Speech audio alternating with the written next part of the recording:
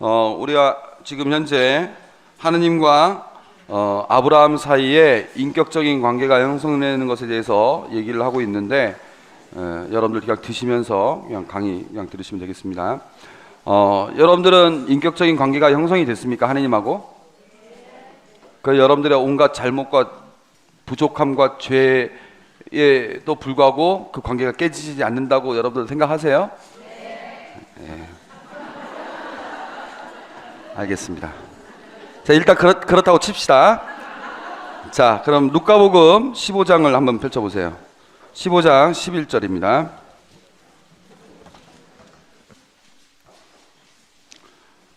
루카복음 15장 11절은 신약 성경 176쪽인데요.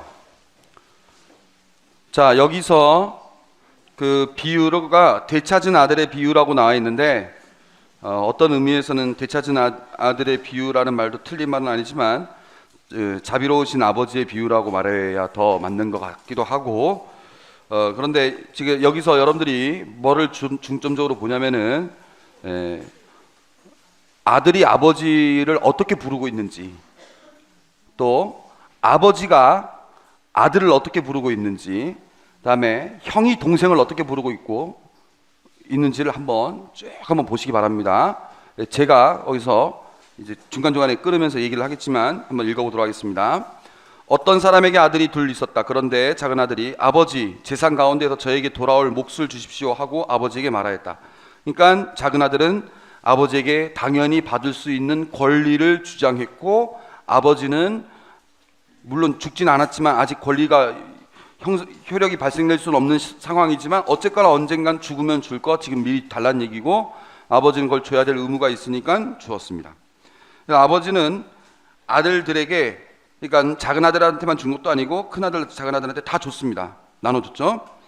며칠 뒤에 작은 아들은 자기가 것을 모두 챙겨서 먼 고장으로 떠났다. 그리고 그곳에서 반응조한 생활을 하며 자기 재산을 허비하였다. 모든 것을 탕진하였을 때 그 고장에 침항으로 그가 공궁에 허리기 시작했다. 그래서 그 고장에 그분을 되돌치게 만들었다. 아무것도 주지 않았다. 그제서야 제정신이 든 그는 이렇게 말하였다. 내 아버지의 그 많은 품팔이꾼들은 먹을 것이 남아도는데 나는 여기에서 굶어 죽는구나. 일어나 아버지께 가서 이렇게 말씀드려야지. 아버지, 제가 하늘과 아버지께 죄를 지었습니다. 저는 아버지의 아들이라고 불릴 자격이 없습니다. 왜 불릴 자격이 없을까요? 자기가 권리만 챙겼지 아들로서 해야 될 의무를 다하지 않았기 때문이죠. 그래서 나는 더 이상 아버지의 아들이라고 불릴 자격이 없습니다. 그래서 나를 이제 뭘로 삼으라는 겁니까? 아버지의 품팔이꾼 가운데 하나로 삼아달라고 얘기를 합니다. 그러니까 종이 되기를 자체하는 거죠. 왜냐하면 자기 권리와 의무를 따져봤을 때 자기는 아들로서의 권리만 주장했지 의무는 다하지 못했기 때문이죠. 그리하여 그는 일어나 아버지에게로 갔다. 그가 아직도 멀리 떨어져 있을 때 아버지가 그를 보고 가엾은 마음이 들었다. 여기서 그 아들이 갈 때만 해도요, 이런 럭셔리한 옷 입어가지고 옷도 가방도 그냥 멋지게 승용차 그냥 몰고 막 이렇게 갔는데, 올 때는 어떤 모습이었을까요? 막 헝클어지고 막 수염 막 나고, 수염 나고 막 다 지저분하고 막 신발도 막 너덜너덜한 신발에 차는 무슨 차 그냥 막 이랬겠죠. 알아볼 수 있었을까요? 몰라보는 게 정상인데 아버지는 알아봐요. 어디서부터 알아봐요? 멀리서부터 알아봐요. 어떻게 그럴 수 있을까요? 아버지는 그 아들을 계속 생각한 겁니다. 계속 생각했고 멀리서부터 알아봤다는 것은 계속 기다렸다는 거예요. 그리고 아버지가 그를 보고 가엾은, 멀리 떨어져 있는데도 가엾은 마음이 들어가지고 달려가 아들의 목을 껴안고 입을 맞췄다. 아들이 아버지에게, 아버지, 제가 하는 건 아버지께 죄를 지었으니 저는 아버지의 아들이라 불릴 자격이 없으면 그러는 아버지는 종들에게 말했다. 어서 가장 좋은 옷을 가져 입히고 손에 반지를 끼우고 발에 신발을 신겨주어라. 그리고 살진 송아지를 끌어다가 잡아라 먹고 즐기자. 나의 이 아들은 죽었다가 다시 살아났고 내가 잃었다가 도로 찾았다. 그리하여 그들은 즐거운 잔치를 벌이기 시작하였다. 아들이 제가 하늘과 아버지께 죄를 지었습니다. 저는 아버지의 아들이라고 불릴 자격이 없으니까 품팔이꾼 가운데 하나라도 삼아주십시오라고 얘기를 했을 때, 아버지는 그래 이놈의 자식 이제야 정신 차렸구나. 너 이제부터 저 밑에서부터 일하기 시작해. 넌 아직 앞으로 나를 아버지라고 부르지 마. 너는 홍길동처럼 그냥 살아. 이렇게 하지 않고 그냥 아들 대접 그대로 하죠. 그러니까 아들이 권리를 주장한 것과 의무를 다하지 못한 것이 아버지에게는 장애가 되질 않아요. 이래도 내 아들, 저래도 내 아들. 네? 그때 큰아들은 들에 나가 있었다. 그가 집에 가까이 이르러 노래하며 춤추는 소리를 들었다. 그래서 하인 하나를 불러 부르자. 그에게 말했다. 아우님이 돌아오셨으나 아우님이 몸속이 돌아오셨다고 해서 아버지님이 살진 송아지를 잡으셨으니 큰아들은 화가 나서 들어가려 하지 않았다. 그래서 아버지가 나와 그를 타고 이르자 그가 아버지에게 대답하였다. 보십시오. 저는 여러 해 동안 뭐처럼? 종처럼 아버지를 섬겼다. 그러니까 큰아들은 아버지 밑에 살면서 자신이 아들이라고 생각해 본 적이 없어요. 종이에요. 종입니다. 그러니까 아버지가 재산을 줘도 이건 내 게가 아니에요. 아버지와 같이 일을 해도 이건 내 일이 아니에요. 그러니까 아버지의 일을 내가 어쩔 수 없이 하는 거예요. 왜? 난 아들로서 의무를 다해야 되니까. 그게 나의 의무니까 하는 거예요. 그렇게 의무를 다하면 아버지가 나한테 어떤 권리를 보장해 주겠지라고 기대를 하면서 종처럼 일했습니다. 그런데 아버지의 명을 한 번도 어기지 않았는데 이러한 저에게는 아버지께서 친구들과 즐기라고 염소 한 마리 주신 적이 없습니다. 그러니까 난 이렇게 의무를 다했는데 염소 한 마리도 주신 적이 없는 거예요. 모든 게 내 게 아니에요. 그런데 창녀들과 어울려 아버지의 가산을 들어먹은 저 아들이 오니까 동생도 내 동생이 아니에요. 아버지의 아들이에요. 네? 동생도 내 동생이 아니에요. 아버지. 창녀들과 어울렸다는 건 또 어떻게 알았을까요? 먼 고장에 갔는데도 소문을 들었겠죠. 뒷조사를 했겠죠. 어떤 식으로 사나 보자.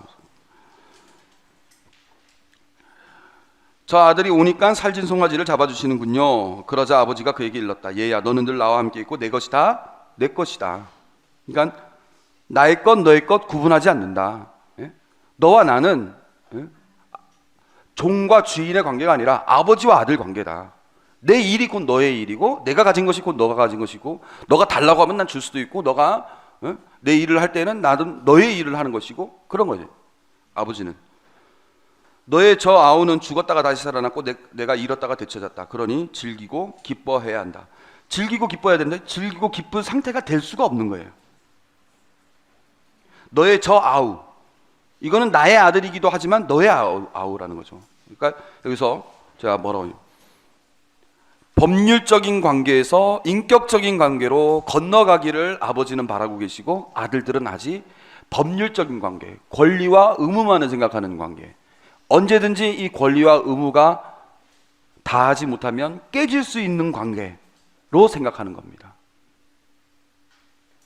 인격적인 관계란 권리와 의무, 물론 권리와 의무도 중요하겠지만 그 권리와 의무의 그 바탕에는 당신과 나는 이러한 신뢰가 있고 당신과 나는 깨질 수 없는 무엇이 있고 당신과 나는 끈끈한 무엇이 있다라는 그런 믿음 안에서 서로가 서로에게 그 의무를 다해 주는 것이고 서로가 서로에게 그 권리를 보장해 주는 것이죠. 그러니까 여러분들이 하느님과 인격적인 관계가 되어 있다라는 것은 어떤 겁니까? 그러면 그러니까 우리는 이렇게 하죠. 나는 한 달에 묵주기도 1000단씩 바칩니다. 그리고 나는 매일미사도 진짜 안 빠지고 열심히 나갑니다. 그런데 왜 우리 집엔 이런 일이 벌어지는 겁니까? 하느님. 우리 여기 매일미사 항상 보시는 분 한 분 손 들어오세요. 한 열 몇 분 되신데 하루라도 빠지면 찝찝하죠. 벌 받을까 봐. 무슨 안 좋은 일 있으면 그때 나 미사 안 봐서 그런가 싶죠. 하느님과의 그 관계가 내가 이걸 다 하면 하느님께서 이걸 다 보장해주고 내가 이걸 다 못하면 하느님께서 안 해주고 하느님께서 이렇게 봐가지고 그렇게 막 권리와 의무만을 따지는 그런 관계가 아니에요. 하느님은 이미 다 주셨습니다. 여러분들에게 이미 다 주셨습니다. 하느님께 곧 우리 거예요. 우리 그냥 기쁘고 즐거워만 하면 됩니다. 우리가 잔치만 벌이면 됩니다. 여러분들 성당에서 억울하죠. 구역반장 열심히 하고 있었는데 한 2년만 하면 될 것 같았는데 또 마침 또 우리 집에 안 좋은 일까지 벌어져가지고 내가 지금 바쁘고 정신없는데, 내가 보니까 옆집 사람도 할 만한 것 같고 저 사람도 시간이 있는 것 같고 저 사람은 요새 운동도 다녀. 근데 반장 교체할 때쯤 되니까 아무도 안 하겠다고요. 그냥 다 모른 척해. 연락하면 그냥 다 밀어. 속상해가지고 순이한테 얘기하면서 에이 그냥 자기가 해. 신부님한테 얘기하면 아랑들 납어 아랑 뽑았어 난 모르고 이러죠. 억울하죠. 근데 그렇게 열심히 했는데 또 해야 돼. 그런데 또 내가 나는 또 신앙인이니까 나름 열심히 매일미사도 나오고 막 이러니까 뭔가 눈에 띄었는지 구역반장만 하는 것도 억울한데 또 옆에서 또 뭐 해요? 더 시키는 거예요. 막 소공농체 협의회 막 총무까지 시켜버려. 막 아이고 거기 막 사무기까지 막 들어오라고 그래. 그럼 어떻게 했어요? 미치죠. 억울하죠. 그럼 나중에 어떻게 됩니까? 성당 다니는 게 하나도 안 즐겁죠. 뭡니까? 종처럼 일하는 거죠. 종처럼. 이 일이 기쁘지가 않은 거예요. 제가 얘기했죠. 제게 주어진 우리 서귀복자 성당은 저한테 에덴 동산이라고. 에덴 동산은 기쁨의 동산인데 이 기쁨의 동산에서 그냥 기쁘게 그냥 놀면 되는, 그냥 기쁘게 일하면 되는데 미사가 즐겁지가 않은 거예요. 신자들 가정 방문하는 게 즐겁지가 않은 거예요. 왜 그런 걸까요? 이 인격적인 관계가 형성이 안 되면 그렇습니다. 선악과 열매를 따먹은 거예요. 여러분들이 본당에서 하는 게 막 억울하고 힘들고 이럴 때 내 안에 뭔가 이 일이 나의 일이다, 이 일이 정말 기쁜 일이다, 이런 것에 대한 받아들이지 못하는 그게 있는 거죠. 왜 그런 걸까요? 그 일을 하느님의 일이라고 생각 안 하기 때문입니다. 제 해성유치원 요새 그 모금 다니고 있지 않습니까? 지난주 엊그저께도 이제 서울 양천성당에 가가지고 토요일 저녁 7시 미사, 다음날 아침 7시 미사, 9시 미사, 11시 미사, 저녁 7시 미사, 저녁 9시 미사 6대를 했습니다.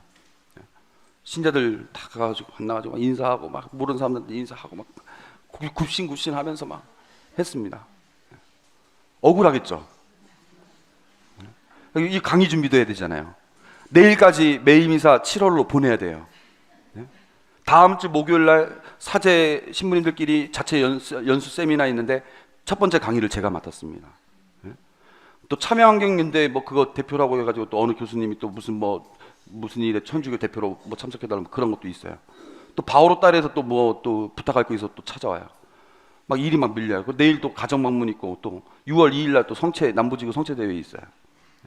뭐 7월 달에 남부지구 청소년 캠프 때문에 어저께 밤에 또 현유한 신부님하고 저하고 이승엽 신부님 만나가지고 밤 9시에 또 회의를 했어요. 바쁘죠. 막 억울하겠죠, 저도. 이게 내 일이라고 생각하면 억울합니다. 이건 아버지 하나님께서 하시고자 하는 일이에요. 해송유치원을 제가 해송유치원 지으면 저 뭐가 좋습니까? 저 해송유치원 지으면 사람들이 아이고 우리 한 신부님 해송유치원을 지으고 위대하시고 찬란하시고 거룩한 성인이시고 뒤에 후광이 보이시고 해송유치원, 이 어려운 유치원을 교구를 위해서 보호하시는 찬미와 찬양과 영광이 막 나오겠습니까? 그럴 일 전혀 없어요. 우리 주교님이 그래 우리 한 신부 수고했네 이 어려운 일을 하다니 이러겠습니까? 한 신부 고생했네 이거 한마디입니다. 그냥 기분 좋다고 소고기 한번 사 먹겠지. 저게 하나도 없습니다. 그러니까 억울한 거예요. 그러니까 억울하잖아요. 내가 하려고 하니까 주님께서는 해성유치원 너가 짓는 거 아니다. 내가 짓는 것이다. 내 일이다. 내가 뜻하는 바가 해성유치원을 짓는 것을 통해서 내가 뜻하는 바가 있으니까 내가 해성유치원을 짓는 거다라고 저에게 기도 중에 제가 그걸 깨달았습니다. 그리고 왜 주님께서 해성유치원을 지어야 되는지 그 이유를 헤아리기 시작하면서 이게 이 일을 하는 게 정말 보람이고 감사하고 이런 걸 제가 알았어요. 해성유치원을 짓는 것이 저에게도 얼마나 저를 거룩하게 만들고 저를 깨끗하게 만들고 저를 얼마나 보람되게 만드는지를 제가 깨달았습니다. 그래서 이제는 도망치고 싶은 생각도, 작은 아들처럼 도망치고 싶은 생각도 없고 큰 아들처럼 화가 나지도 않았습니다. 한때는 도망치고 싶었고 한때는 화가 났어요. 지금은 안 그래요. 매일미사 쓰는 거 다 바쁘죠. 정신없죠. 근데 지금도 이 일이 무엇을 의미하는 것인지, 하나님께서 이 일을 왜 나의 손을 통해서 이렇게 하나님께서 당신 말씀 들려주시려고 하는지, 그것을 제가 이렇게 묵상하기 시작하니까 이 일이 정말 하나님께서 정말 필요해서 하시는 일이구나 하는 것을 제가 깨우치기 시작했습니다. 그러니까 제가 이 일을 하는 겁니다. 이렇게 모든 일을 할 때 왜 하나님께서 이 일을 하시려고 하시는가, 왜 나를 이렇게 쓰시려고 하시는가를 걸 잘 묵상하다 보면요, 다 됩니다. 그리고 쉬워요. 생각보다 하나님이 시키는 것만 하면 되거든요. 내가 다 하려고 하니까 문제예요. 하나님께서 시키는 것만. 물을 포도주로 바꾼 것도 예수님이 했고, 일꾼들은 시키는 것만 했잖아요. 빵 5개와 물고기 2마리를 가지고 5,000명을 먹이신 것도 예수님이 했고, 제자들은 뭘 했습니까? 시킨 것만 했습니다. 해성 유치원 짓는 것도 하나님께서 하시는 거고, 저는 시키는 것만 하는 겁니다. 여러분 가정을 성가정으로 바꾸는 것도 여러분들이 하는 거예요? 여러분 죽어도 못합니다. 여러분들은 그냥 하나님이 시키는 것만 하십시오. 우리 구역반 활성화시키는 것도 여러분들이 하는 거 아닙니다. 그분께서 하시는 거고, 여러분들 그냥 시키는 것만 하십시오. 시키는 것만 하다 보면 하나님께서 하시는 이 활성화시키려는 그 하나님의 그 손길을 가만히 보시고, 또 여러분들 시키는 것만 하시다 보면 충분히 됩니다.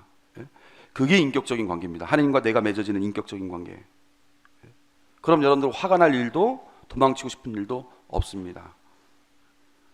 살아오면서 집에서 도망치고 싶은 때 있었잖아요, 솔직히. 이놈이 집구석.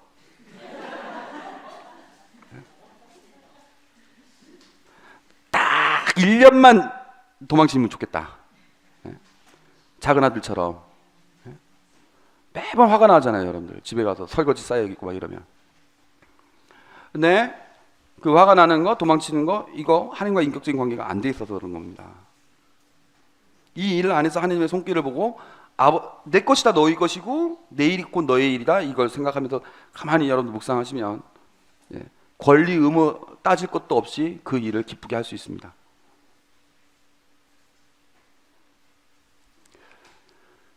그러니까 그냥 하느님 신뢰하기만 하면 됩니다. 하느님 신뢰하고 그분이 원하시는 것만 하시는 게 믿는 겁니다.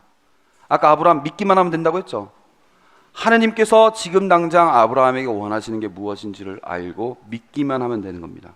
그게 아브라함이 해야 될 일인데, 그게 과연 잘 되고 있는가? 이제부터 그 여정이 시작됩니다. 자, 첫 번째 약속. 여기까지가 우리가 봤죠. 여기까지 우리가 봤습니다. 11장 9절까지, 12장 9절까지 봤습니다. 다시 창세기 12장으로 넘어갑니다. 12장 제목을 한번 보세요.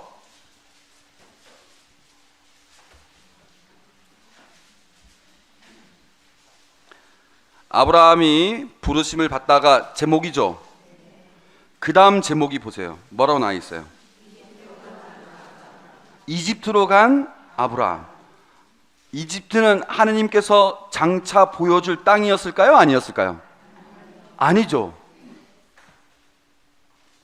그 땅, 하나님께서 장차 보여주신 그 땅에 기근이 들었다. 그래서 아브라함은 나그네 살이를 하려고 이집트로 내려갔다. 자, 이게 하나님의 뜻이었을까요? 하나님께서 아브라함이 하나님을 믿으면 이 땅을 너에게 주겠다는 그 말씀을 아브라함이 믿었다면 이집트로 갈까요? 안 갑니다.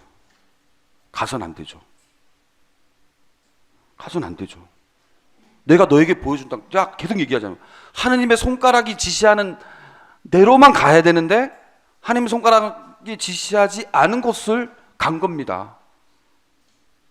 근데 아브라함 입장에서도 어떻겠습니까? 내가 지금 아버지 곁을 떠나가지고 고향과 가족, 친척과 아비의 집을 떠나서 여기까지 진짜 목숨을 담보로 이렇게 떠나왔을 때에는 내 안에는 정말 엄청난 결단이 있었는데, 그래서 정말 하나님께서 이 땅이다 싶으니까 거기에 진짜 그 제단을 쌓아가지고 하나님 정말 받들어 불렀고 섬기려고 딱 마음 먹었는데, 여러분들도 가게 딱 하나 장만해가지고 정말 내가 열심히 기도해가지고 가게 하나 장만해가지고 신부님 모셔가지고 집 축복, 가게 축복도 다 하고 잔치 다 했는데, 그 다음 날도 장사가 안 돼. 그 다음 날도 장사가 안 돼. 그 다음 날도 장사가 안 돼. 그 다음 날도 장사가 안 돼. 어떻겠어요? 화가 나잖아요. 아니 하느님 도대체 뭐 하시는 거냐고. 예? 축복을 주셨으면 예? 그 다음 날도 장사가 돼야 되고 그 다음 안 돼요. 아브라함도 이 땅을 너에게 주겠다고 했으면 어떻게 되겠습니까? 곡식도 풍성하고 먹을 것도 있고 동네 사람들은 친절하지 이렇게 돼야 되는데 하나도 안 그래. 그러니까 두려움, 실망, 당황, 분노 믿을 수 있는 여건이 아닙니다. 인격적인 관계가 형성될 수가 없어요. 제가 뭐라고 했어요? 온갖 잘못에도 불구하고 깨지지 않는 관계라고 그랬죠. 근데 아브라함은 이미 하느님 지금 잘못하고 있어. 나한테. 하느님 나한테 이래서는 안 되지. 그래서 어떻게 한 거예요? 선과 악의 판단을 내가 하는 것과 하느님이 하는 것, 이게 아담의 죄였죠. 이건 옳지 않아 라고 판단하고 어떻게 해요? 이집트로 간 거예요. 이집트로 가는 게 맞아. 이집트로 가는 게 좋을 거야. 그거는 아브라함의 판단이죠. 어떻게 했어요? 첫 번째 시험. 탈락. 탈락했습니다. 자, 12장 10절부터 20절까지 시속 120km로 읽겠습니다. 그 땅에 기근이 들었다. 그래서 아브라함은 나가는 산이라는 이집트로 내려갔다. 그 땅에는 기근이 심하였기 때문이다. 이집트에 가까이 이르렀을 때 그는 자기 아내 사라이에게 말하였다. 여보, 나는 당신이 아름다운 여인임을 잘 알고 있어. 이집트인들이 당신을 보면 저 여자는 저자의 아내다 하면서 나를 죽이고 당신은 살려둘 것이요. 그러니 당신은 내 누이라고 하시오. 그래서 당신 때문에 내가 잘 되고 당신 덕택에 내 목숨을 지킬 수 있게 해주시오. 정말 이기적이죠? 맞죠? 한번 판단이 그릇되기 시작하니까 분별을 흐린 겁니다. 예? 당신 때문에 내가 잘 되고 당신 때문에 내가 잘 살 수 있게. 이런 얘기를 들은 부인은 얼마나 속이 상할까요? 아브라함이 이집트에 갔을 때 이집트에 보니 과연 그 여자는 매우 아름다웠다. 파라오의 대신들이 사라이를 보고 파라오 옆에서 그 여자를 칭찬했다. 그래서 그 여자는 파라오의 궁전으로 들어왔다. 파라오는 사라이 때문에 아브라함에게 잘해주었다. 그는 양과 소와 수나기와 남종과 여종 암나기와 낙타들을 얻게 되었다. 하하, 잘 보이려고 오빠한테 잘 보이려고 했는데 오빠가 아니죠. 아빠죠 사실은. 그러나 주님께서는 아브라함의 아내 사라이의 일로 아브라함과 그 집안에 여러 가지 큰 재앙을 파라오가 아브라함을 불러 말하였다. 내가 도대체 어찌하여 나에게 이런 짓을 하느냐. 그 여자가 내 아내로 왜 아니냐느냐. 어찌하여 그 여자가 내 눈이라고 해서 내가 그를 아내로 삼게 하느냐. 자, 내 아내가 여기 있으니 데리고 떠나라. 자, 결과적으로 어떻게 됐어요? 결과적으로는 아무튼 아브라함이 언니 잘못했죠. 부인한테도 잘못했고 파라오한테도 겁없이 그냥 잘못했고 했지만 어쨌거나 잘 됐죠. 우리 삶이 그렇지 않습니까? 거짓말 잘하는 사람들이 잘 살게 돼 있지 않습니까? 예, 양심 없는 사람 잘 사는 거 아닙니까? 아브라함도 어때요? 결과적으로 잘 됐죠. 기근이 있었는데 어쨌거나 내가 판단해가지고 이집트를 갔고 어쨌거나 내가 판단해가지고 거짓말 착착착 하니까 잘 되지 않았습니까? 예, 축복의 노래가. 자, 아브라함 어쨌거나 잘 됐어요. 이럴 때 그냥 딱 쫄딱 망해야 권성진악 딱 이렇게 돼야 되는데 안 그래요. 그러나 열매를 맺긴 맺었지만 죄로 인한 열매는 그에 맞는 독을 지닌다. 죄로 인해서 열매를 맺었으면 그 안에 이미 바이러스가 침투가 됩니다. 그래서 꼭 독이 있고 그 독이 언젠간 퍼지게 돼 있습니다. 죄로 인한 열매는 그에 맞는 독을 지닙니다. 아브라함도 이걸로 잘 사니까 잘 될 거라고 생각하지만 이 안에 들어간 그 독이 언젠가는 아브라함의 뒤통수를 치게 돼 있습니다. 그 내용이 어디에 나와 있느냐? 13장에 나와 있어요. 제목이 뭡니까? 롯은 누굽니까? 조카인데 어떻게 삼은 조카예요? 아들로 삼은 조카예요. 어떤 면에서는 자기 아내보다도 더 중요한 존재가 롯이에요. 자, 그래, 하나님께서 나에게 땅과 후손 약속해 주셨지. 내가 이 땅에 살려고 하니까 진짜 못 살겠어. 그래서 내가 이집트 가가지고 내 능력으로 타격을 해가지고 난 돈 벌어 왔어. 자, 이제 이 땅에서 다시 살아보자. 내 후손도 준다고 했으니까 롯을 잘 키워가지고 롯을 통해서 많은 자식들을 보자. 이런 심정으로 다시 돌아왔습니다. 아브라함과 아내와 자기 소유 모든 소유를 거두어 롯과 함께 이집트를 떠나 네겝으로 올라왔다. 돌아온 거죠. 아브라함은 가축과 은과 금이 많은 큰 부자였다. 그는 네겝을 떠나 차츰차츰 베텔까지, 곧 그가 처음에 베텔과 아이 사이에 천막이 쳤던 곳까지 올라갔다. 그곳은 그가 애초에 제단을 만들었던 곳이다. 거기서 아브라함은 주님의 이름을 받들어 불렀다. 주님 감사합니다. 주님께서 저와 함께 해주셨기 때문에 제가 이렇게 많은 재산을 들고 주님께서 지정하신 땅에 올 수 있었습니다. 이렇게 기도했겠죠. 이게 우리의 신앙입니다. 자기식으로 해석해서 자기식으로 감사하는 해석. 그 다음에 아브라함과 함께 다니는 롯도 양과 소와 천막들을 가지고 있었다. 그래서 그 땅에는 그들이 함께 살기에는 너무 좁았다. 그들이 재산이 많아도 너무 많아 함께 살 수가 없었던 것이다. 아브라함의 가축을 치는 목자들과 롯의 가축을 치는 목자들 사이에 다툼이 일어나기 시작했다. 그때 땅에는 가나안족과 프리즈족이 살고 있었다. 아브라함이 롯에게 말했다. 우리는 한 혈육이 아니냐? 너와 나 사이에, 그리고 내 목자와 너의 목자 사이에 싸움이 일어나서는 안 된다. 이건 아브라함의 절실한 심정입니다. 롯은 아들과 같은데 어떻게 아들네 식구들과 우리가 이렇게 싸울 수가 있느냐? 이건 안 된다. 그런데 이걸 한두 번 얘기했겠어요? 야, 싸우지 말자 하는데도 매번 안 되니까 온 땅에 내 앞에 펼쳐지지 않은 네개에서 갈라서 적어 나가라. 내가 왼쪽으로 가면 나는 오른쪽으로 가고, 내가 오른쪽으로 가면 나는 왼쪽으로 가겠다. 이 심정, 아들에게 주는 것과 같은 이 심정이죠. 너 원하는 대로 다 가져가라. 어쩔 수 없다. 왜냐면은 그 땅에는 가나안족과 프리지족이 살고 있었는데 우리가 내분이 일어나면 한 나라가 갈라서면 어떻게 된다고 했어요? 예수님께서 망한다고 그랬죠. 분열이 일으키면 너와 나가 싸우게 되면 우리 가나안족과 프리지족 사이에서 우리가 자리 못 잡아. 그러니까 넌 너대로 난 나대로 살고 똘똘 뭉치면서 지내야 된다. 너 원하는 대로 다 보내주겠다. 롯이 눈을 딱 들어가지고, 그러면 롯의 입장에서 뭐라고 얘기해야 됩니까? 아이고, 큰아버지 무슨 말씀 그렇게 섭섭하게 하십니까? 제가 진짜 잘못했습니다. 안 싸우도록 노력하겠습니다.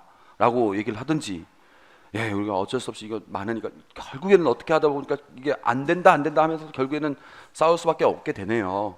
그러면 제가 원하는 게 아니라 큰아버지 모든 재산이니까 큰아버지 원하는 대로 하십시오. 왜 내가 내 살 길을 정해야 됩니까? 그렇게 하지 마십시오. 이래야 되겠죠. 근데 롯은 어떻게 했느냐?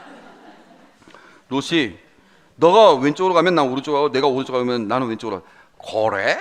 롯이 눈을 들어 요르단에 온 들판을 보니 초하루에 이르기까지 어디나 물이 넉넉하여 마치 뭐와 같고, 거기서 무슨 일이 벌어졌습니까? 선악과 열매가 따먹었었죠. 그 다음에 또 뭐와 같다고 나와 있어요? 이집트 땅과 같다. 이집트 땅에 맨 처음에 갔을 때 롯이 얼마나 세상에 이런 돛들이 다 있어. 여기 너무 좋다. 이랬겠죠.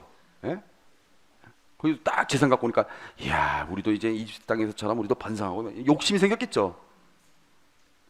롯은 요르단의 온 들판을 제 몫으로 선택하고 동쪽으로 옮겨갔다. 이렇게 두 사람은 서로 갈라지게 되어 있었다. 그러니까 롯이 그냥 공간상으로만 떠나간 게 아니라 어때요? 마음도 떠난 거예요. 그 마음이 왜 떠나게 됐을까요? 욕심을 배운 거예요. 누구한테? 아브라함한테. 아브라함이 욕심은 어디서부터 나온 겁니까? 자기 판단, 자기 분별력. 죄로 인한 열매는 그에 맞는 독을 지닙니다. 우리가 자식 키워가지고 자식들이 정신 못 차리고 이러면 물론 자식들이 잘못했겠죠. 근데 그 안에는 우리가 심어놓은 독도 있을 겁니다. 있을 겁니다. 그러니까 회개의 삶을 우리는 살아야 됩니다. 화만 내지 말고 회개의 삶을 살아야. 우리도 혹시 그랬던 것은 아닌가. 롯이 그대로 그 독을 갖고 갑니다. 아브라함은 가나안 땅에서 살고 롯은 요르단 들판의 여러 성읍에서 살았다. 요르단 들판에 여러 도시들이 있는데 거기서 하루는 소돔에서 살다가 하루는 고모라에서 살다가 하루는 다른 성읍에서 살다가 주변에 이렇게 하다가 결국에는 다시 소돔까지 뚝 들어가서 천막을 쳐요. 소돔까지 들어갔을 뿐만 아니라 거기 천막을 쳤다는 것은 완전히 악의 구렁텅이 안에까지 간 겁니다. 롯은 그 독이 퍼지고 퍼져서 결국에는 여기 나와있죠. 악인들, 주님께 큰 죄인들의 그 중심부까지 가서 천막까지 칩니다. 롯이 아브라함에게서 갈라져 나간 다음에 주님께서 아브라함에게 말하였다. 눈을 들어 내가 있는 곳에서 북쪽과 남쪽을 또 동쪽과 서쪽을 보아라. 롯이 아브라함에게서 갈라져 나간 다음에 아브라함의 입장은 어땠을까요? 표정이 이랬겠죠. 이랬겠죠. 어떻게 하지? 롯도 떠나고 어떻게 하지? 떠날 때 얼마나 찝찝했겠습니까? 예? 야, 너 왼쪽으로 가면 나 오른쪽으로 가고 나 오른쪽으로 가면 왼쪽으로 가고 이렇게 말하면서도 속으로는 아니야 떠나지 않을 거야. 예, 그런데 심리도 못 가서 발병은 나긴커녕 그냥 유유히 갈 때 얼마나 마음이 쓰렸겠습니까? 예? 자기 자식과 같은 우르에서 하란, 하란에서 가나안에서 이집트, 이집트에서 다시 가나안 가가면서 애지중지 키웠고 재산이 생길 때마다 너 이거 너 써라, 재산이 생길 때마다 너 써라 이랬던 롯인데, 그러니까 재산은 먼저 주면 안 됩니다. 재산 먼저 주지 마십시오, 여러분들. 뭐 줬더니 유유히 갖고 떠나버립니다. 그러니까 얼마나 속상하겠습니까? 그러니까 이제 하나님께서 어떻게 하시느냐?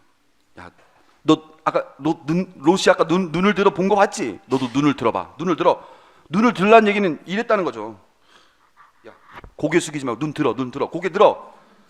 그래서 너가 있는 곳에서 북쪽과 남쪽, 동쪽과 서쪽을 봐라. 내가 보는 땅을 모두 너와 너의 후손에게 영원히 주겠다. 내가 너의 후손을 땅의 먼지처럼 많게 할 것이니 땅의 먼지를 셀 수 있는 자라야 내 후손도 셀 수 있을 것이다. 자, 이제 일어나. 이랬겠죠. 앉아. 일어나. 기운내. 이 땅을 세로로도 가보고 가로도 가봐. 내가 너에게 그걸 주겠다. 약속을 하십니다. 그러니까 용기를 주시는 거죠. 예? 롯이 떠나도 상관없다. 너 뭐예요? 내가 한 약속을 믿어라. 아브라함은 천막을 거두고 헤브론에 있는 마므레의 참나무 곁으로 가서 자리를 잡고 살았다. 그는 거기에 주님을 위하여 제단을 쌓았다. 그래서 첫 번째 시험의 결과, 땅, 이집트로 떠나서는 안 되는 거구나. 이 땅에 그대로 머물러 있어야 된다는 것. 자손, 롯은 후손을 만드는 통로가 아니었던 거죠. 내 아들이 아니었던 거죠. 그래서 하나님께서 그래도 괜찮다라고 얘기를 하시는 거죠. 그래도 괜찮다. 그래도 믿어라. 그리고 나서 아브라함이 롯을 구하는 사건이 있었습니다. 14장 내용은 제가 줄거리만 간단하게 얘기하면, 롯이 막 15 임금에게 위협을 당했을 때 아브라함이 그 얘기를 듣고 가가지고 어떻게 했느냐, 그냥 아들과 같은 롯을 누가 건드려 해가지고 그냥 미친 듯이 가가지고 다 쳐부숴 이겨버립니다. 여자는 약하지만 어머니는 강하다고, 아브라함은 약하지만 롯의 큰아버지인 아브라함은 강한 거였죠. 그래서 다 쳐부순 얘기가 나옵니다.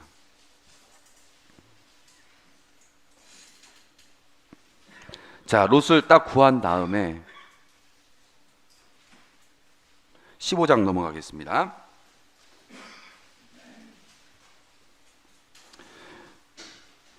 15장 1절. 이런 일들이 있은 뒤, 어떤 일들이 있은 뒤? 롯이 있는데 그 동네의 임금들이 막 이럴 때 가가지고 막 해가지고 딱 해서 와가지고 이런 일들이 있을 때, 그 일 하고 난 다음에 그러면 이제 아브라함은 이제 어떤 상태일까요? 아, 나 싸움도 잘하고 이제부터 나 건드는 사람 있겠어? 이런 상태가 아닙니다. 왜? 아직도 여전히 여기 이 사람은 나그네입니다. 이방인입니다. 자기 편이 없어요. 그럼 이제 뭘 두려워하겠습니까? 보복을 두려워하는 거죠. 보복. 육지에서 오신 분들 제주도에 와가지고 동네 사람하고 한번 싸워보십시오. 싸워가지고 슈퍼에서 내가 15,000원인데 2만원으로 뻥쳐가지고 이 사람이 2만원 받아냈어. 그래서 나 분 나가지고 다음날 가가지고 어떻게든 싸워가지고 결국엔 5,000원 거스러 받았어. 그럼 앞으로 나를 건들지 않겠다? 그러지 않겠죠. 그 동네에서 어떻게 되겠어요? 왕따 당하죠. 그 사람이 좋은 얘기 하겠어요? 저 독한 이러면 동네에서 아유 저 독한 이러겠죠. 얼마나 외롭겠습니까? 힘들죠. 그러니까 아브라함이 그런 입장이었습니다. 근데 이런 일들이 있은 뒤 주님의 말씀이 환시 중에 아브라함에게 내렸다. 뭐라고 나옵니까? 아브라함아, 두려워하지 마라. 나는 너의 방패다. 이 말이 아브라함에게는 얼마나 크게 다가오겠습니까? 의미가 크죠. 아브라함의 방패가 되주겠다. 너의 편이 없는 것이 아니다. 내가 너의 편이고 너의 방패가 되주겠다. 이 방패라는 표현은요, 하나님이 방패로 소개된 게 89번인데 너의 방패라는 너의 방패가 되겠다는 표현은 딱 한 번 나옵니다. 바로 이 장면에서 한 번 나온다고 합니다. 아브라함이 얘기를 합니다. 롯을 분가시키고 롯을 한번 구하고 와가지고 두려움에 가득 찬 아브라함이 얘기를 합니다. 주 하느님, 저에게 무엇을 주시렵니까? 예? 저는 자식 없이 살아가는 몸입니다. 제 집안의 상속자는 다마스쿠스 사람 엘리에제르가 될 것입니다. 제 집의 종이 저를 상속하게 되었습니다. 아브라함이 당신께서 자식을 주지 않으셔서 제 집의 종이 저를 상속하게 될 것입니다. 상속자를 롯으로 생각했더니 롯도 아니지 않습니까? 그럼 자식을 주던가. 자식도 아니지 않습니까? 그러면 이 엘리에제르, 우리 집안의 내 오른팔인 엘리에제르, 이 사람 상속자 되겠죠. 얼마나 이 아브라함이 실망에 차가지고, 하느님, 당신 약속하신 거 맞는 겁니까? 이러고 있는 겁니다, 지금. 그러자 주님의 말씀이 그에게 내렸다. 그가 너를 상속하지 못할 것이다. 내 몸에서 나온 아기가 너를 상속할 것이다. 네, 내 몸에서. 그러고는 밖으로 데리고 나가가지고, 이번엔 손잡고 밖으로 데리고 나가요. 이제. 하늘을 쳐다봐라. 내가 셀 수 있거든. 저별들을 보아라. 그에게 또 말씀하셨다. 너의 후손이 저렇게 많아질 것이다. 아브라함이 주님을 믿으니 주님께서 그 믿음을 의로움으로 인정해줬다. 아브라함이 믿기 힘든데 미친 척 믿어보자. 주님께서 그에게 말씀하셨다. 나는 주님이다. 이 땅을 너에게 주어 차지하게 하려고 너를 칼데아의 우르로에서 이끌어낸 이다. 주님, 제가 그것을 차지하리라는 것을 어떻게 알 수 있겠습니까? 지금 5 임금이 나를 노리고 있는 이 상황에서 주님께서 그에게 말씀하신 적, 3년 된 암송아지 한 마리와 3년 된 암염소 한 마리와 3년 된 수양 한 마리, 그리고 산비둘기 한 마리와 어린 집비둘기 한 마리를 나에게 가져오너라. 이 모든 것을 주님께 가져와서 반으로 잘린 반쪽들을 마주보게 차려놓았다. 이거 제가 아까 얘기했죠. 부족 간에 계약할 때 이런 식으로 한다고. 예. 이제 나 정식으로 계약을 맺겠다 이거죠. 정식으로 계약을 맺겠다.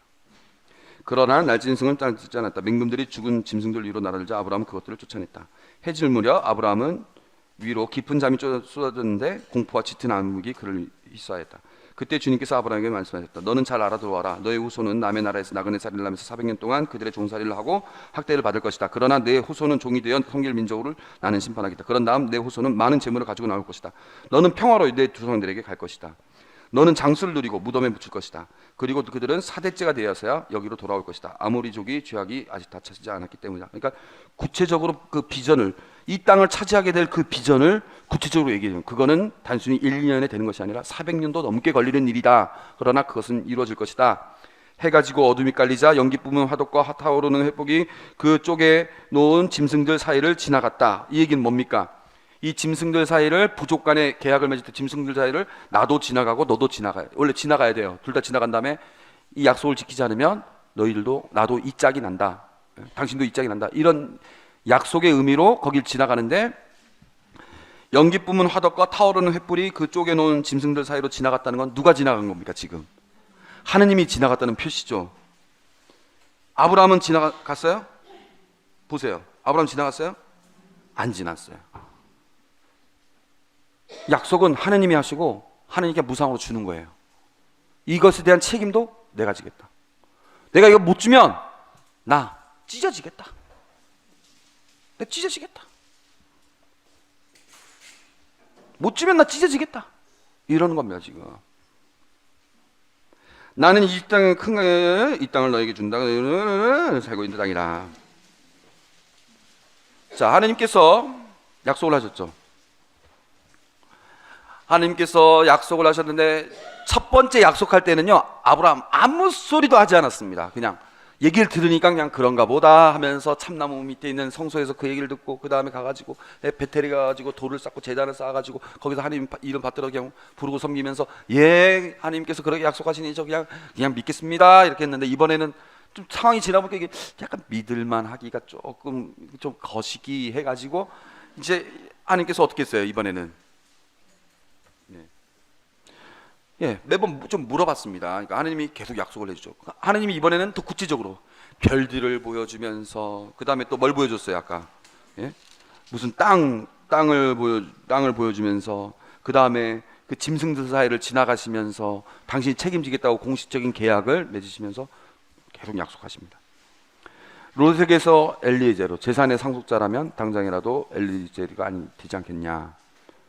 근데 이제 하느님의 때와 인간의 때가 달랐던 거죠. 아브라함은 지금 이 순간 아기를 가져도 후손이 많아질까 말까인데, 언제, 어느 세월에 하나님의 때와 인간의 때는 다른 겁니다. 이 기도의 응답은 항상 다르죠. 제가 이런 얘기를 많이 합니다. 여러분들 기도하는 거 하나님께서 반드시 들어주십니다. 그러나 하나님께서 들어주시는 방식은 여러분들이 생각하는 방식과 같지 않습니다. 하나님께서 응답을 들어주시는 그때는 여러분들이 생각하는 때와 결코 같지 않습니다. 아브라함은 25년을 기다렸습니다. 이 얘기를 매번 해요. 그러니까 인내를 갖고 하나님께 기도를 하는 게 중요합니다. 그리고 그분의 방식대로, 그분의 때에 맞춰서 해야 됩니다. 우리가 그때를 앞당길 필요는 없는 겁니다. 그게 믿는 겁니다. 그게 믿는 거예요. 자, 왜 이렇게 하나님의 때와 인간의 때가 다를까? 15살 아들한테 100만 원 주면 100만 원 줘가지고 너 맘대로 쓰라 하는 거하고, 50살 난 아들한테 100만 원 주면서 너 맘대로 쓰라 하면, 50살 난 아들한테 주는 100만 원이 더 걱정과 염려가 됩니까? 아니면 15살 아들이 쓰는 100만 원이 걱정, 염려, 누가 더 걱정이 돼요? 15살이죠. 15살짜리한테 100만 원 주면서 야 맘대로 써 이러면 어디다 쓸까요, 이놈이? 일단 PC방에서 3박 4일 지내고, 그 다음에 돈 좀 남으니까 뭐 좀 사고, 또 친구들하고 또 놀러 가가지고 또 먹고, 먹다 보면 또 술도 생각나니까 술 한 잔도 먹고, 뭐 이렇게 되겠죠. 50살 난 아들은 그래도 좀 생각하지 않겠습니까? 어머니 저기 양말도 사드리고, 뭐 이런 뭐 필요한 데 쓸 거라고 생각하겠죠. 그러니까 아직 아브라함은 신앙적으로 15살 정도라는 거죠. 아직 50살은 아닙니다. 하나님께서 계속 기다리시는 것 같아요. 계약을 맺다라는 표현은 계약을 자르다라는 말과, 맺다라는 이 동사가 자르다라는 말하고 같습니다. 그런데 그 자른 그 짐승들 사이를 지나간 사람은 하느님이 지나가셨지 아브라함은 지나가지 않았어요. 그러니까 아브라함보다도 하느님께서 책임지시겠다는 것이었습니다. 그 다음에 이제 이스마엘이 탄생합니다. 자, 하나님께서 약속을 하셨는데 15장까지 다 봤죠? 16장, 아브라함의 아내 사라이는 그에게 자식을 낳아주지 못하였다. 그래서 사라이가 이집트인 여종이 하나 있었는데, 이거 보십시오. 또 여종도 이집트 여종이죠? 그 여자애는 하가르였다. 사라이가 아브라함에게 말하였다. 여보, 주님께서 나에게 자식을 갖게 못하셨으니 내 여종을 한 자리에 두셔요. 행여 그 아이의 몸을 빌려서라도 내가 아들을 얻을 수 있을지 모르잖아요. 그렇게 해서 아기가 딱 태어났죠?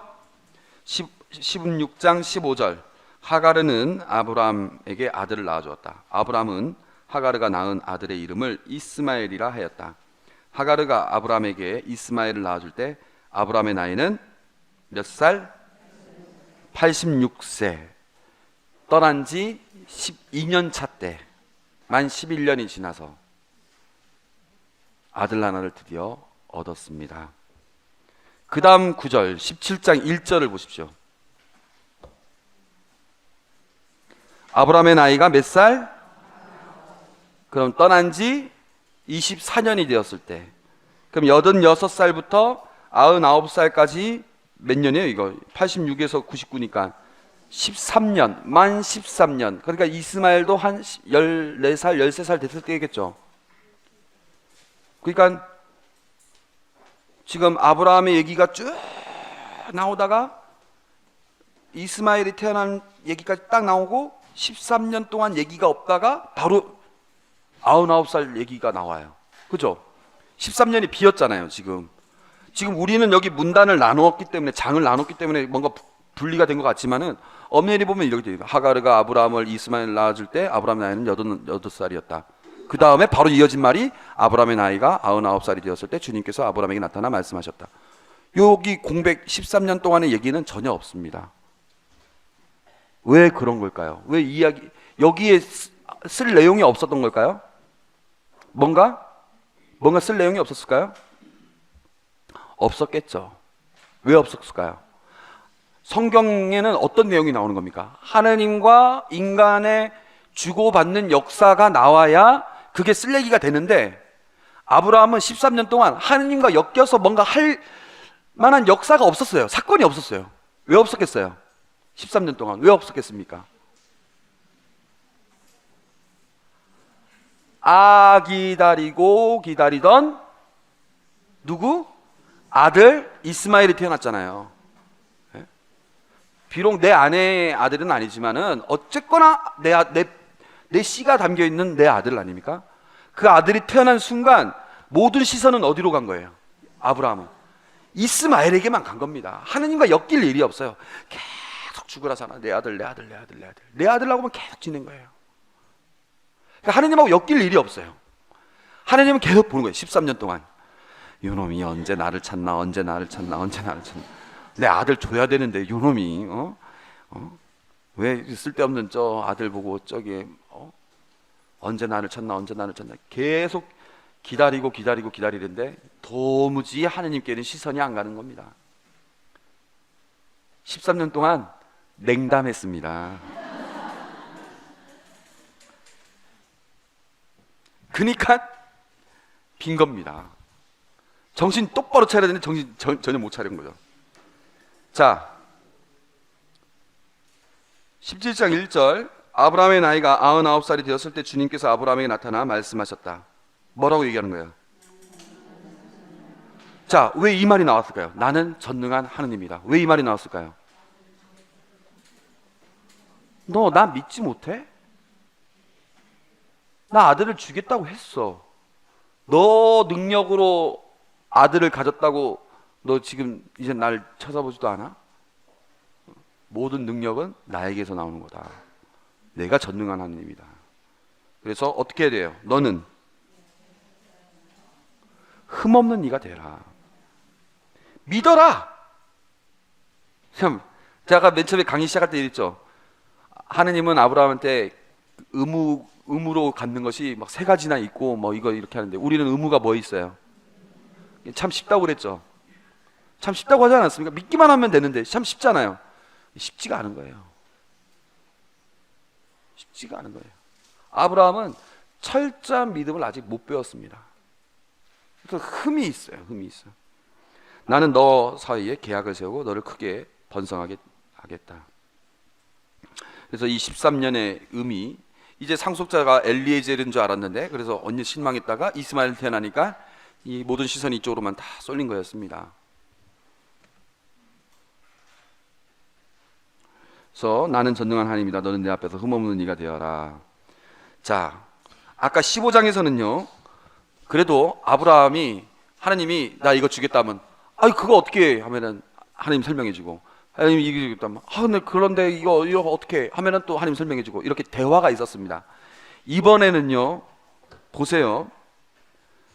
나는 나와 너 사이에 계약을 세우고 너를 크게 번성하게 하겠다라고 하면 아브라함이 여기에 대꾸를 해야 됩니다. 대꾸를 해야 되는데 아브라함은 얼굴을 땅에 대고 엎드리고 아무 말도 하지 않는 거예요. 그러니까 하느님이 이제 말을 하는 겁니다. 말을 하는데요, 4절부터 몇 절까지입니까? 8절까지 쭉 길죠. 한 줄, 두 줄, 세 줄, 네 줄, 다섯 줄, 여섯 줄, 일곱 줄, 여덟 줄, 아홉 줄, 10줄까지 얘기를 합니다. 얘기를 했는데도 아브라함이 아무 말도 안 해요. 그러니까 이제 또 9절부터 또 얘기를 또 해요. 쭉 얘기를 해가지고 14절까지 얘기를 하죠. 얘기를 했는데 아브라함이 또 아무 말도 안 해요.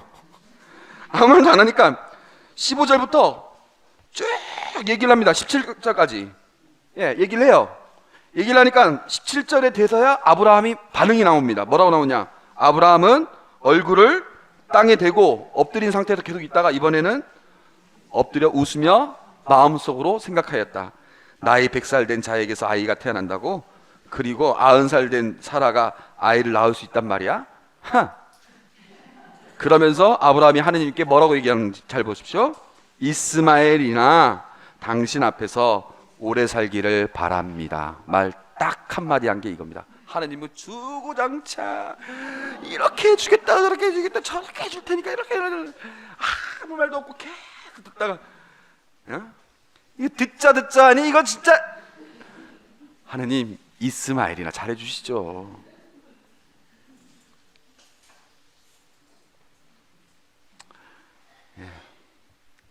하나님께서 말씀하셨다. 아니다. 너의 아내 사라가 너에게 아들을 낳아줄 것이다.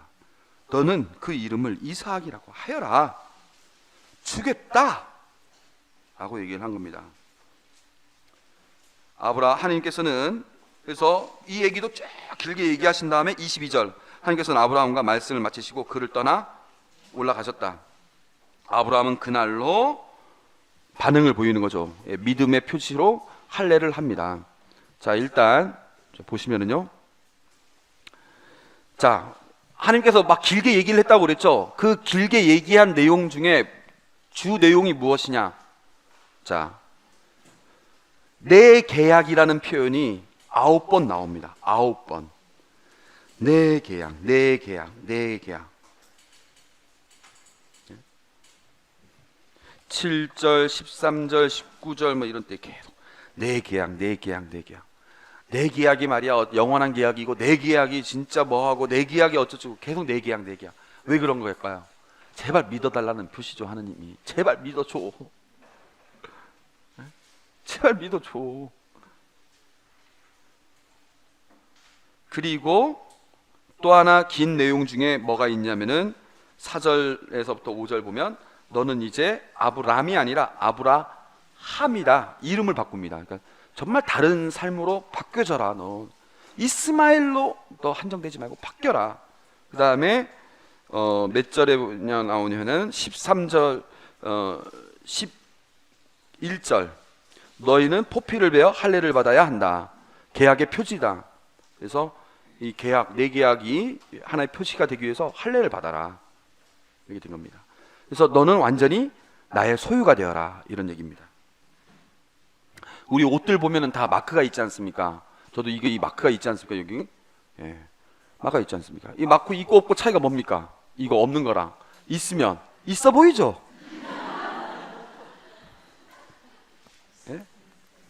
있어 보이죠? 왜냐하면 잘 만드는 회사에서 만든 거니까 있어 보이잖아요. 근데 여기 이 마크 말고 하느님 마크가 딱 있다고 생각해 보십시오. 얼마나 있어 보이겠습니까? 근데 여기에 새겨진 게 아니라 어디에 새겨졌어요? 우리 여기 새겨졌잖아요. 여기 이마에 새겨졌잖아요. 하느님 이거 내가 만든 거 내 거 여기 돼 있잖아요. 우리는 메이커, 우리 다 여기 다 브랜드입니다. 우린 브랜드가 있는 몸입니다. 우리는 우린 브랜드가 있는 몸이에요. 명품. 여러분들 다 명품, 진품. 제조사 누구? 하느님. 하느님께서 여러분을 딱 너는 나의 아들 나의 딸 해가지고 이게 딱 마크를 딱 달아 놓으셨다니까요. 여러분들은 그러한 명품 진품이 되신 겁니다. 이거는 안 지워져. 막 지워지려고 해도 안 지워져. 냉담해도 마음이 불편해. 이게 그거 막 불편하게 만들거든요. 여러분 마크지. 그러니까 지금은 우리가 세례를 받으면서 성령의 인호를 받은 것이 그런 어떤 할례를 대신하는 표시고, 예전에는 이 할례가 그런 표시입니다. 넌 이제 완전 내 소유로 살아라는 하나님의 표시인 것이죠. 그러니까 이스마엘 탄생된 다음에 벌어지는 이 하나님께서 본격적으로 제발 믿으라고 했을 때는 이름도 바꿔, 할례도 해. 그 다음에 내 계약이라는 표현도 여러 번 해. 그렇게 하면서 완전 아브라함한테 전혀 다른 삶을 요구하는 거예요. 그러니까 아브라함도 이제 그래 하나님 나를 끝까지 인내하시면서 주겠다고 하니까 한번 믿어보자 하면서 할례를 합니다. 그래서 이스마엘 탄생하고, 자, 그 다음에 우리가 지금 17장까지 봤죠. 그 다음에 이제 아브라함에게 나타나시는 내용 18장 내용이 나오는데요. 이제 이 18장 내용부터 18장, 19장, 그 다음에 20장까지 원래 쭉 이 내용이 계속 연결이 되는데 이삭 태어나기 전까지 오늘 강의를 했어야 되는데 이거는 다음 시간에 보도록 하겠습니다. 네. 이삭이 태어날 때부터 딱 이제 다음 시간에 얘기를 했어야 되는데 오늘은 여기까지만 하고, 여러분들 혹시 질문 있습니까? 여러분들은 항상 성경 공부할 때 아브라함 하면 믿음의 조상 아브라함, 나는 아브라함의 믿음을 배울 수 있을까? 아브라함은 너무나 정말 고향과 친척과 아비의 집을 떠나 그렇게 과감하게 떠나신 그런 믿음의 조상이신데 나는 정말 떠날 수 있을까? 항상 이렇게 생각했는데 아브라함도 별거 아니죠.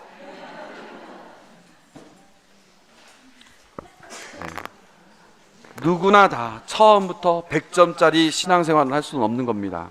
다 자라나는 겁니다. 겨자씨서부터 자라나서 큰 나무가 되고 열매를 맺는 겁니다. 그러니까 여러분들도 인내하시면서 하나님께서 내 믿음을 키워주신다고 생각하시고 믿고 따라가시기 바랍니다. 아브라함 스스로 믿음이 자란 건 아닙니다. 하나님께서 그 믿음을 계속 키워주시는 과정을 우리가 오늘 본 거죠. 네, 마친 기도 마치겠습니다. 성부와 성자와 성령의 이름으로. 전능하신 천주 성부와 성자와 성령께서는 여기 모인 모든 이에게 강복하소서. 성부와 성자와 성령의 이름으로. 네, 수고하셨습니다.